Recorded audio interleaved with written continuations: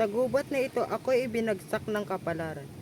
Wala akong sandata, wala akong kakampi at wala ring hustisya.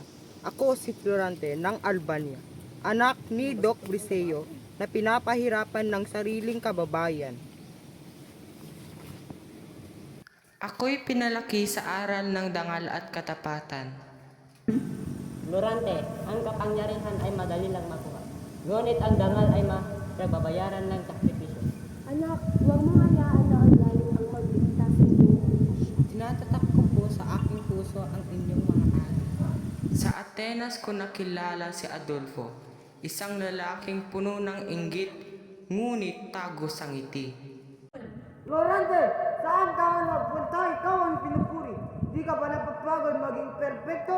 Hindi ko hinahangad ang papuri, hangad ko lamang ang matuto. Ikaw ang naglang sa aking pag-angat.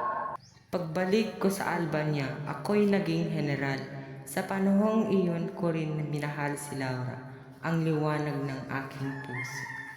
Florante, sa bawat igmaang iyong nilalabanan, ako'y nagdarasal na ikaw ay nakabalik.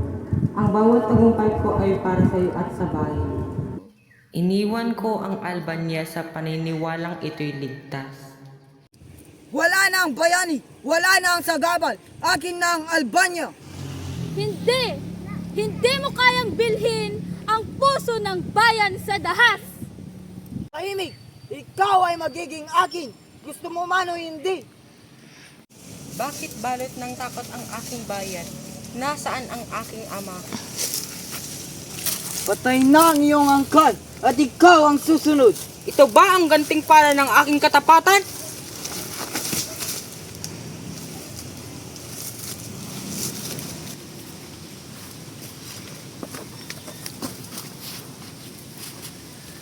Laura, Albania, patawad kung ako'y nabigo. Hindi kita kaaway, ngunit bakit ka ginapos ng parang hayop? Ako ay biktima ng inggit at kasakiman. Ako si Aladdin, ako man ay tinakwil ng aking ama ng dahil sa pag-ibig ko kay Clarida. Magkaiba man ang ating laya at pananampalataya, pareho naman ang ating sugat.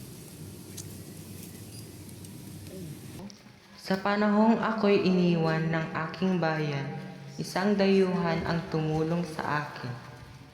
Adolfo, ang kapangyarihan na kinuha sa dahas ay hindi magtatagal. Ako ang hari, lahat ay susunod. Hindi ang konsensya!